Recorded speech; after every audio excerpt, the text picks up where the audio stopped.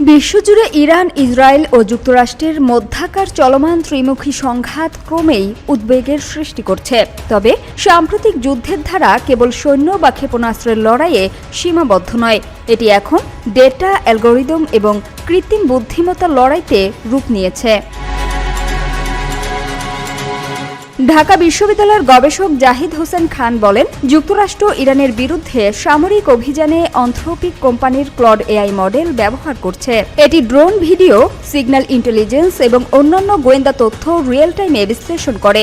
শুধুমাত্র লক্ষ্যবস্তু শনাক্ত নয়, এটি ক্ষয়ক্ষতির সম্ভাবনা এবং আন্তর্জাতিক আইনের প্রেক্ষিতে বৈধতা নিয়ে প্রাথমিক সিদ্ধান্তও দেয়। গার্ডিয়ানের রিপোর্ট বলছে, এআই প্রযুক্তির সহায়তায় প্রথম 12 ঘণ্টায় প্রায় 900 লক্ষ লক্ষ্যবস্তুতে আঘাত করা সম্ভব হয়েছে, যা সাধারণ মানব পরিকল্পনায় কয়েকদিন বা সপ্তাহ সময় নিত। সামরিক বিশেষজ্ঞরা এটিকে ক্লিনিক্যাল বা দ্রুতগতির বোমা বর্ষণ ও ডিসিশন কম্প্রেশন হিসেবে অভিহিত করেছেন। ব্লুমবার্গ এবং সিবিএস নিউজের তথ্য বলছে, মার্কিন সেন্ট্রাল কমান্ড ইরানের লক্ষ্যবস্তুতে আঘাত হানার জন্য অ্যানথ্রোপিকের ক্লড এআই মডেল ব্যবহার করছে।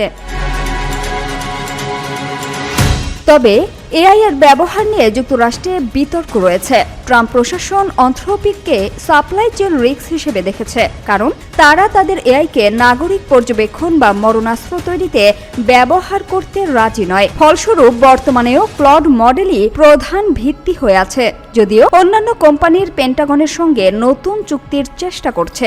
তবে এআই ব্যবহারের ফলে কিলচেন লক্ষ্য শনাক্ত থেকে হামলা পর্যন্ত সময় অনেক সংক্ষিপ্ত হয়ে গেছে।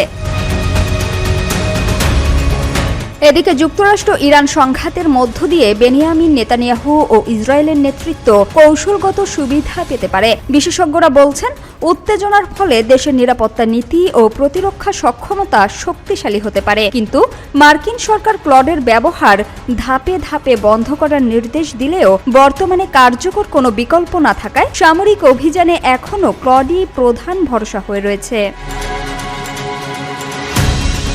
এআই এর উপর অতিরিক্ত নির্ভরশীলতার কারণে সামরিক অভিযানের প্রকৃতি বদলে যাচ্ছে এবং ভবিষ্যতের সংঘাতে এআই টুল ব্যবহার আরও বাড়বে। আগামীতে যে ধরনের সংঘাত দেখা যাবে, সেখানে এআই কতটা গুরুত্বপূর্ণ ভূমিকা রাখবে তা নিয়ে একাডেমিক গবেষণার প্রয়োজন রয়েছে বলে মনে করছেন বিশেষজ্ঞরা। সামিয়া সুলতানা, ঢাকা ওয়াচ।